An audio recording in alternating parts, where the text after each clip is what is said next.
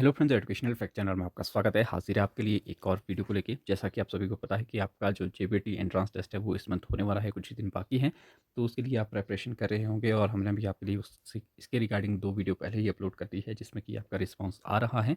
तो हम आपके लिए एक और वीडियो लेके आए हैं जो कि काफ़ी इंपॉर्टेंट जो क्वेश्चन है, प्रीवियस ईयर के क्वेश्चन है ये और इम्पॉर्टेंट रहते हैं, क्योंकि इसमें भी रिपीट हुए हुए क्वेश्चन होते हैं और इस बार जो पेपर आएगा उसमें भी डेफिनेटली रिपीटेड जो क्वेश्चन है वो होंगे।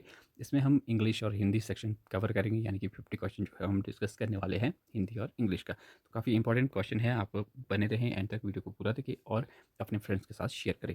तो यहाँ पे सबसे पहला जो क्वेश्चन है आपका, यहाँ पे देख सकते हैं यहाँ पे he is not dash honourable male. तो यहाँ पे आपको आर्टिकल जो है वो फिल करना है। तो सुटेबल आर्टिकल जो है जहाँ पे भी ऑनरेबल आई या ऑनेस्ट आई इस तरह का कोई भी वर्ड है तो उसके सामने एन लगता है, वो आपको पता ही होगा। ज़्यादा टफ आपका पेपर जो है वो नहीं रहने वाला है। सेकंड क्वेश्चन है, gold is dash precious medal. तो जो गोल्ड है वो प्रीशियस मेडल है, तो इसके सामने प्रीशियस के सामने ए आएगा, तो ऑप्शन सी इसमें राइट आंसर हो जाएगा। साथ ही साथ इस साइड चलते हैं, Mohan was absent dash the class. तो इसमें जो राइट आंसर आपका होगा वो होगा Mohan was absent from the class. तो फ्रॉम ऑप्शन नंबर डी इस पर राइट आंसर हो जाएगा। 6 है, he was accuse dash murder. तो 6 का जो राइट आंसर इसमें, he was accuse of murder, option number D इसमें राइट आंसर हो जाएगा। नेक्स्ट है इसमें, I have spent dash money that you gave me. Question number third देखिए आप, तो इसका जो राइट आंसर है ये आपका ऑप्शन नंबर सी है, the money that you gave me. और नेक्स्ट है, you must act dash your teacher's advice. तो इसमें आपका जो आएगा राइट आंसर वो है upon, you must act upon your teacher's advice. Seventh question है, she has no affection dash me. तो सेवन्थ का जो राइट आंसर होगा, she has no affection for me, right answer A हो जाएगा। नेक्स्ट है, he did not agree dash my proposal. तो eighth का जो राइट आंसर है, टू माई प्रपोजल, यानी कि he did not agree to my proposal. Next question है यहाँ पे, he is angry dash your conduct. तो इसमें जो राइट आंसर आपका होगा वो option number A, he is angry at your conduct. Next है, you must apologise dash your misconduct. तो टेंथ का जो राइट आंसर है वो भी ऑप्शन ए है, you must apologise for your misconduct. फिर यहाँ पे अगर मैं बात करूँ क्वेश्चन नंबर 13 से 14, इसमें आपको क्या करना है कि जो आपको वर्ड दिया है इसका मोस्ट जो बेस्ट एक्सप्रेस करता है इस वर्ड को वो आपने ढूंढना है। तो अबेंडन का जो 13 का राइट आंसर आपका होने वाला है वो ऑप्शन नंबर डी है, लीव हो इसका राइट आंसर हो जाएगा। फिर जो क्वेश्चन 14 है, एमिएबल, इसका भी आपका काइंड हार्टेड हो जाएगा। ये भी आपने वर्ड्स इस तरह के पढ़ लेने हैं। नेक्स्ट क्वेश्चन है यहाँ पे 11 देखेंगे आप, तो यहाँ पे करेक्ट स्पेलिंग देखनी है। तो यहाँ पे लिखा जो वर्ड है वो है सीजर। तो सीजर की स्पेलिंग होती है आपकी SCISSORS। और यहाँ पे निमोनिया, जो निमोनिया की होती है ये भी आपने याद रखना है कि निमोनिया की जो स्पेलिंग है वो पी से स्टार्ट होती है, इसमें पी साइलेंट होता है। तो ऑप्शन नंबर डी आपका राइट आंसर हो जाएगा। यहाँ पे आपको देखने हैं ऑपोजिट वर्ड। तो अट्रैक्ट 15 का जो क्वेश्चन राइट आंसर होगा इसका पीपल हो जाए, राइट आंसर रिपल, सॉरी, ये राइट आंसर इसका हो जाएगा। फिर आपका ब्रूटल, ब्रूटल का जो राइट आंसर आपका होना है ऑप्शन नंबर ए, इसमें राइट आंसर आपका रहने वाला है। नेक्स्ट अगर मैं बात करूँ यहाँ पे अगले क्वेश्चंस की, इसमें आपको करेक्ट आंसर जो है वो चूज़ करना है, जो भी इसमें फिलिंग द ब्लैंक्स में आएगा। तो आर यू शो, तो 17 का जो राइट आंसर आपका ऑप्शन नंबर सी इसमें आ जाएगा, sow so shall you reap. ये आपका कंप्लीट हो जाएगा। नेक्स्ट क्वेश्चन है, dash earth move around the sun. तो जब भी इस तरह का वर्ड आएगा जो एक ही चीज़ होती है तो इसमें आर्टिकल दा लगेगा, the earth move around the sun. फिर आपका यहाँ पे अगर मैं बात करूँ 21 क्वेश्चन की, ही is not afraid dash you. तो इसमें 21 में आपका ऑप्शन नंबर सी आ जाएगा, of you, he is not afraid of you. फिर 22, please attend dash what I say. तो इसमें राइट आंसर आपका होगा option number C, please attend what I say. फिर 23 है, the dog bark dash the thief. तो 23 का राइट आंसर आपका ऑप्शन नंबर डी होगा, the dog bark at the thief.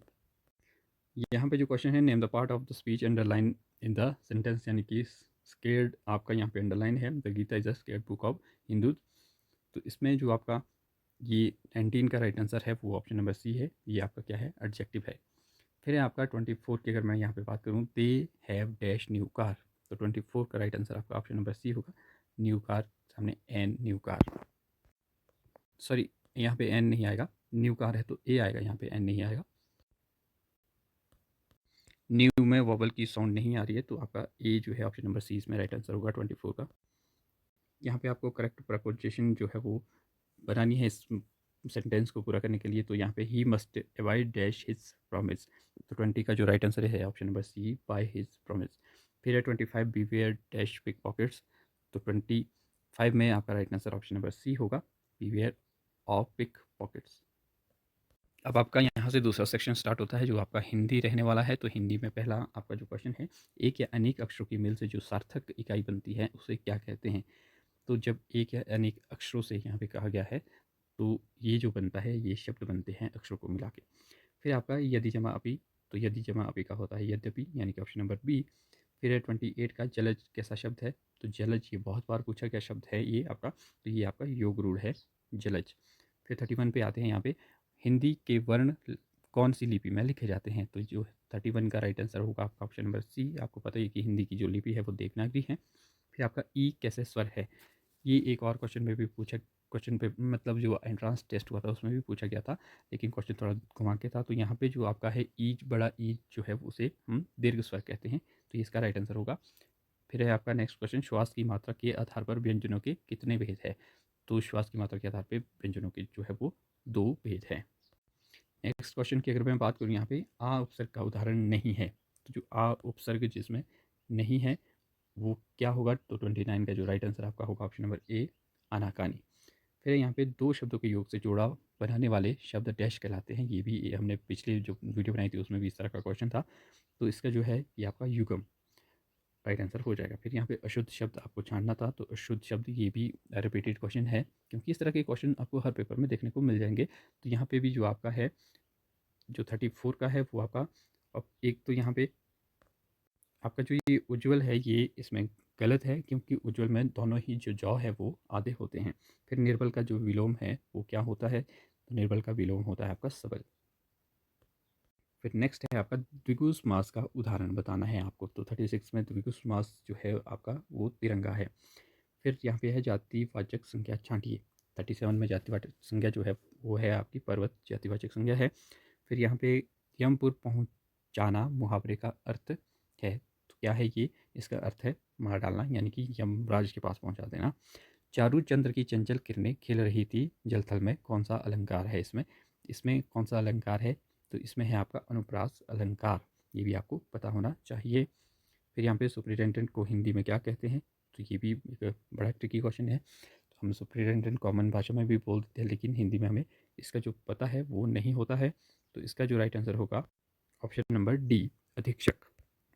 Next question है, काल कितने प्रकार के होते हैं, तो काल जो है वो आपके 2 प्रकार के होते हैं हिंदी में, सॉरी 2 नहीं 3 प्रकार के होते हैं, वर्तमान काल, भूतकाल और भविष्य, तो 3 इसमें राइट आंसर हो जाएगा, सॉरी ये नहीं होगा, बी इसका राइट आंसर होगा। नेक्स्ट क्वेश्चन है, शीला आपको बड़ा भाई मानती है, कैसा वाक्य है, तो ये कैसा वाक्य है, ये सरल वाक्य है, इसमें कोई वो नहीं है। फिर आपका आज्ञार्थक वाक्य छांटिए, इसमें आपका आज्ञार्थक वाक्य जो है आपको छांटना है, तो इसमें जो है 43 का जो राइट आंसर होगा वो आपका ऑप्शन होगा, यहाँ शोर मत करो, तो ये आज्ञा दी जा रही है। नेक्स्ट है शुद्ध वाक्य छांटना है आपको इसमें, तो शुद्ध वाक्य जो है इसमें वो होगा, हमने पुस्तकें नहीं लौटाई, क्योंकि इसमें अशुद्धियाँ हैं तीनों में ही, तो इसमें जो है वो कोई अशुद्धि नहीं है, तो हमने पुस्तकें नहीं लौटाई, ये पूरा सही है। फिर आपका यहाँ पे आप देखते हैं पक्षी का पर्यायवाची जो नहीं है वो आपको यहाँ पे बताना है कि पक्षी का पर्यायवाची इसमें से क्या नहीं है, तो इसमें आपका मृगांक जो है वो पक्षी का पर्यायवाची नहीं होता है। 46 में पगड़ी शब्द है, 46 का जो है ये भी आपका देशज शब्द है पगड़ी। 47 की बात करें हिंदी शब्द किस भाषा से आया है, तो हिंदी शब्द जो है आपका फारसी भाषा से आया है। 48 की बात करें संयुक्त व्यंजन कितने होते हैं, तो संयुक्त व्यंजन आपके जो होते हैं वो होते हैं 4, और थ का उच्चारण स्थान आपको पता होना चाहिए, तो इसका है आपका दंत, तो थ वाली जो लाइन है वो सारी दंत वाली होती हैं। फिर आपका द्वित्व व्यंजन का उदाहरण आपसे पूछा गया है, तो ये आपका पक्का जो है वो द्वित्व व्यंजन है। तो इस तरह से इसमें हमने 2 सेक्शन कवर किए जिसमें 25 क्वेश्चन आपके हिंदी के थे, 25 आपके इंग्लिश के थे, तो काफ़ी इंपॉर्टेंट क्वेश्चंस आपके लिए रहने वाले हैं। जो टॉपिक इसमें टच किए गए हैं वो आपको ज़रूर टच करने हैं और उससे रिलेटेड जो क्वेश्चंस हैं वो आपको ज़रूर देखने हैं, क्योंकि अगर आप पिछले जितने भी पेपर देखेंगे, जो भी एंट्रेंस टेस्ट हुए हैं, उसमें कॉमन जो टॉपिक है वो टच किए जाते हैं और उसी से ही आपका आता है। ग्रामर पोर्शन आपको अच्छे से कवर अप करना है, क्योंकि इसमें ग्रामर पोर्शन ही आपका आता है और 25 नंबर आपको हिंदी में ईज़िली मिलने वाले हैं।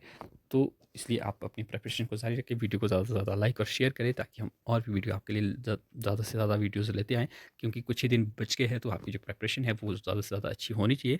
और अब आपके पास ज़्यादा टाइम नहीं है, तो आपको ज़्यादा से ज़्यादा फोकस अपने जो MCQ क्वेश्चंस है उस पे ही करना चाहिए। तो फिलहाल अभी के लिए इतना ही, मिलते हैं अगले अपडेट के साथ, तब तक के लिए बाय बाय।